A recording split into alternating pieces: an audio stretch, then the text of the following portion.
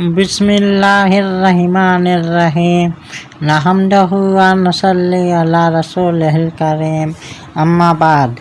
हज़रत सैयद अबू सालेह मूसा जंगी दोस्त हज़रत सैयद अब्दुल कादिर जिलानी के वालिद मोहतरम का इसम गिरामी हज़रत सैयद अबू सालेह मूसा जंगी दोस्त है। आपके जंगी दोस्त मशहूर होने की वजह यह बयान की जाती है कि आपको जंगो जिहाद से बहुत उन्स था, इसलिए लोग आपको जंगी दोस्त कहने लगे। मगर रियाजुल हयात में लिखा है कि आप अपने नफ्स से हमेशा जिहाद फरमाते थे और नफ्स कुशी का तज़किया नफ्स का मदार समझते थे। चुनांचे इस मुजाहिद नफ्स में आपने मुकम्मल 1 साल तक कतई खाना पीना तर्क फरमा दिया था।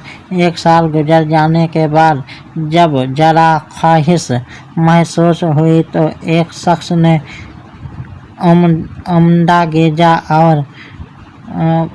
और ठंडा पानी लाकर पेश किया। आपने उस हदिया को कबूल फरमा लिया, लेकिन उस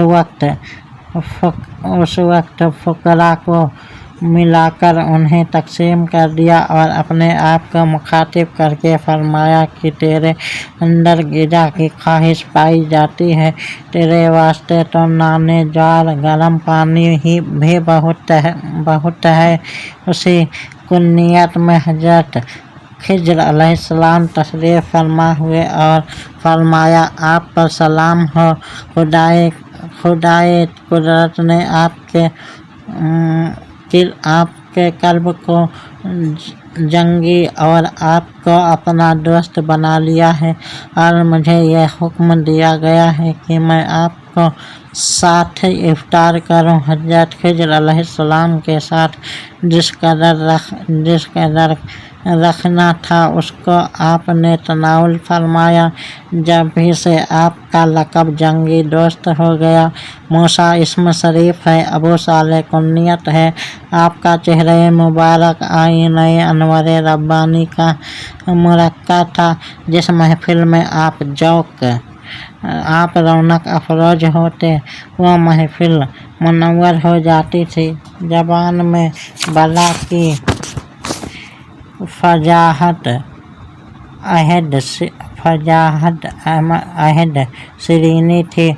जब तक आप वाज का सिलसिला जारी रखते, हाज़रीन सिवाय इंतहाई मजबूरी के मजलिस वाज से जुंबिश नहीं करते थे।